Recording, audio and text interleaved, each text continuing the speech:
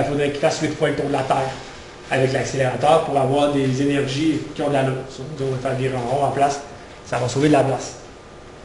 Donc, le booster qui est circulaire va accélérer jusqu'à 91,6% de la vitesse de la lumière. Et là, après, c'est la catégorie des gros, donc le PS, qui accélère à 99,9, on est à 25 gigaélectronvolts. Le SPS qui va jusqu'à 450, 99,9998. Ça, c'est l'énergie d'injection du lâcher. Comme je dis qu'ils ont fait des tests, comme ils ont juste fait tourner des particules qui ont produit des collisions, c'était à 450 gigaélectronvolts. Et là, le LHC va passer de 450 à 7 téraélectronvolts. La vitesse est rendue à 99,1999991. Il y en a 6. 6,9 après la virgule. Si on suit le chemin, une petite vidéo, suivre le chemin, c'est plus significatif. On ramasse des noyaux d'hydrogène d'une tank d'hydrogène, qui sont comptés par un, les atomes. Ils rentrent au compte-gouttes, ils sont comptés par un, il n'y en a pas le plus, il n'y en a pas le trop. On arrache les électrons, parce qu'il nous laisse des noyaux d'hydrogène, des protons. C'est pas mal la même chose. Et là, pour accélérer ça, il faut un champ électrique. Donc, on peut prendre une batterie ou on peut prendre quelque chose de plus gros que ça. C'est ce qui les autres prenaient pas de plus gros que ça. Et là, ça va produire une force sur les particules et les particules sont accélérées, entrent dans le LIMAC 2. Et là, vont être accélérés jusqu'au premier accélérateur circulaire, le booster.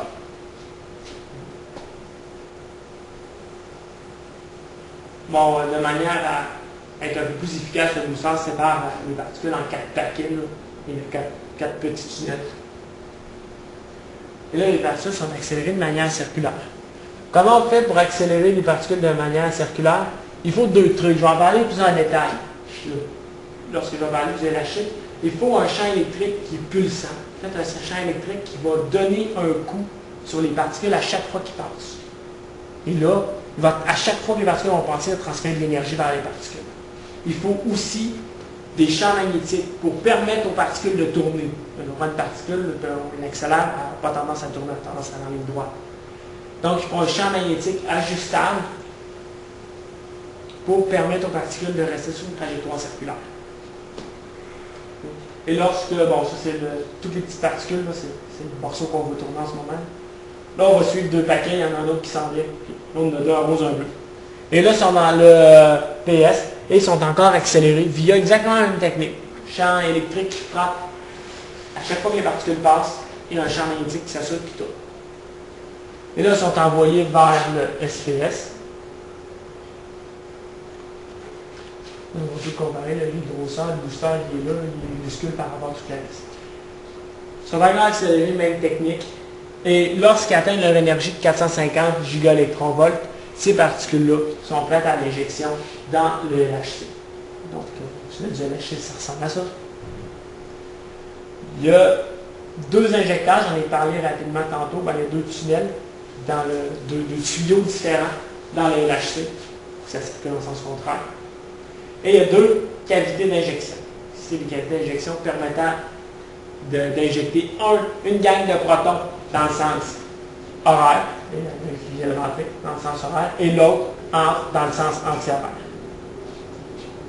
Le tunnel se croise à 4 endroits. Aux endroits en fait, où les tunnels se croisent, c'est là que les détecteurs sont placés. Quand les particules sont séparées, on ne veut pas de collision. S'il n'y a pas de détecteur, on va regarder ce qui se passe. Les particules vont se croiser pour provoquer des collisions uniquement aux endroits où ça nous intéresse, aux endroits où on a un détecteur pour enregistrer ce qui se passe. Sinon, les particules ne se croisent pas. Donc, c'est un petit peu comme ça que fonctionne l'injection du LHC. Je disais, l'idée d'utiliser tout plein de petits, c'est que ça coûte moins cher en énergie que de partir de zéro et d'accélérer les particules avec le LHC jusqu'au bout. Une particule qui est à l'arrêt, va prendre combien de temps pour arriver à la vitesse maximale? J'ai pas le temps, mais le LHC prend 20 minutes. Le passer de son énergie d'injection à son énergie maximale, ça prend 20 minutes. Fait qu'on c'est peut-être dans quelques heures. Oui. Quelques heures par la chaîne complète pour produire les faisceaux de particules. J'ai pas le temps d'un bout. Puis j'imagine que ce qui définit les vitesses maximales, c'est la fréquence à laquelle le champ peut varier. C'est pas juste ça, c'est aussi la grosseur des champs magnétiques qu'on peut appliquer parce qu'il y a plein de de phénomène qui va entrer en compte. Mais ce qui limite vraiment la vitesse, c'est ce qu'on appelle le rayonnement synchrotron. Lorsqu'une particule est accélérée sur une trajectoire circulaire, elle se met à émettre, comme toute particule accélérée, des ondes électromagnétiques. Ça met à émettre de la lumière. Lorsqu'elle est sur une trajectoire circulaire à des vitesses relativistes, donc semblables à des vitesses qu'on a là, on appelle ça un rayonnement synchrotron. Et là, le rayonnement devient très, très intense. En fait, plus la particule va vite, plus le rayonnement est intense. On peut facilement produire des rayonnements synchrotrons. Certains laboratoires se servent de ça, des rayons X. Ils accélèrent des particules de manière circulaire, puis c'est des rayons X qui se mettent à sortir. C'est ça qui limite l'énergie. Quand les champs électriques fournissent exactement la même énergie qui est perdue via le rayonnement synchrotron, on a un équilibre d'énergie, les particules accélèrent. Ils ont atteint leur énergie maximum. Mais techniquement, ça dépend des champs magnétiques aussi, parce que si on les accélère trop, ils vont vouloir sortir du tunnel. Donc, il faut qu'ils restent dans le tunnel. Il ne faut pas qu'il y ait faire de trous dans le tunnel. Fait que ça dépend d'autres trucs aussi. Mais physiquement, ce qui limite l'énergie, c'est le rayonnement synchrotron.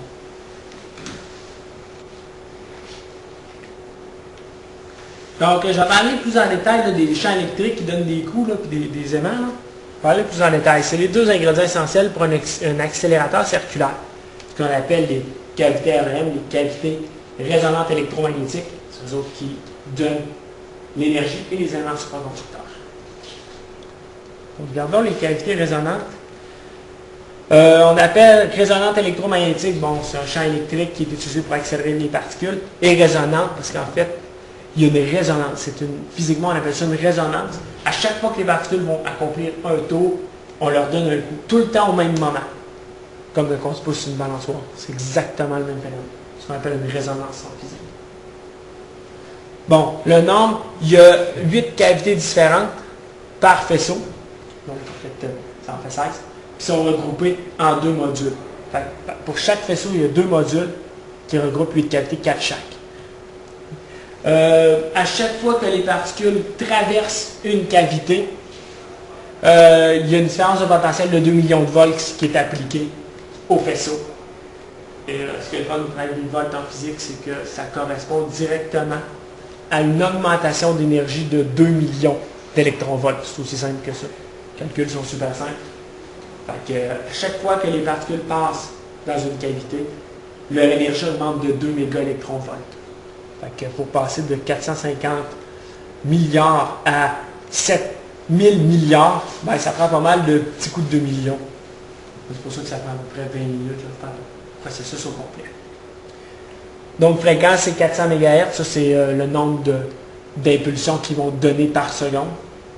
Là, encore une fois, ça dépend de la grosseur de l'accélérateur et de la vitesse des particules.